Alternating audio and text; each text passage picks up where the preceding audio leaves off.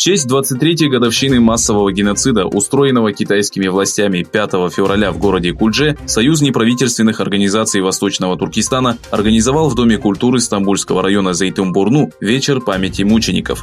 В мероприятии приняли участие представители неправительственных организаций, общественные деятели, бюрократы и тысячи выходцев из Восточного Туркестана. Также на центральной площади Анкары прошел протест в честь событий 1997 года, в котором приняли участие депутаты, высокопоставленные чиновники и руководители партий. 5 февраля в 1997 году, во время месяца Рамадан, женщины города Кульджи собрались для совместного поклонения. Силы безопасности, подконтрольные Китаю, провели операцию и задержали женщин, обвинив их в экстремизме. После долгого содержания под стражей и пыток все женщины были убиты. В ответ молодежь города выступила против беспредела китайских властей. В результате подавления протестов было убито сотни жителей Кульджи.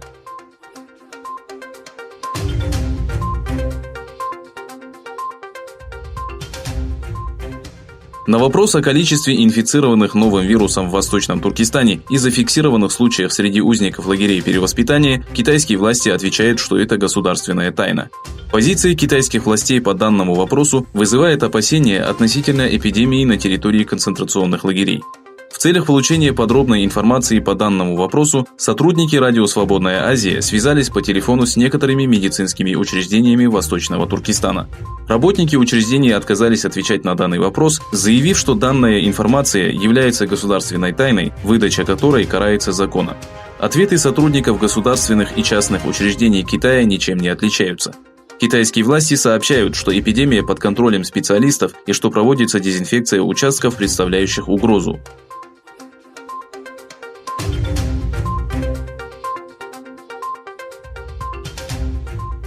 Опасаясь заражения новым вирусом, некоторые китайцы стали убивать домашних животных. Информация о массовых убийствах домашних животных, ставшая повесткой дня мировых СМИ, вызвала негодование организаций по защите прав животных. Французский телеканал 24 опубликовал изображение китайцев, выбрасывающих домашних животных из окон в связи с запретом на содержание животных, изданным Управлением жилищно-коммунального хозяйства. Организации по защите прав животных заявили, что запертые в домах животные, чьи хозяева покинули дома из-за эпидемии коронавируса, могут погибнуть по причине голода. Ранее мэр города Ухань сообщал, что до введения карантина город покинули 5 миллионов человек. Сотрудник организации по защите прав животных Лао Мао заявил, что в покинутых домах может находиться около 50 тысяч собак и кошек. Мао сообщил, что вместе с активистами ему удалось спасти свыше 1000 животных.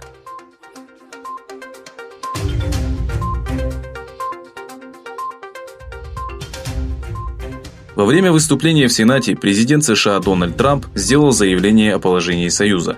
В течение 80 минут вместо импичмента Трамп говорил о безопасности и экономике. Главным событием заседания стало то, что глава Палаты представителей Нэнси Пелоси порвала текст речи Дональда Трампа. Нэнси Пелоси и Трамп, обвиняемые в превышении должностных полномочий и вмешательстве в работу Конгресса, не разговаривали друг с другом, начиная с октября 2019 года.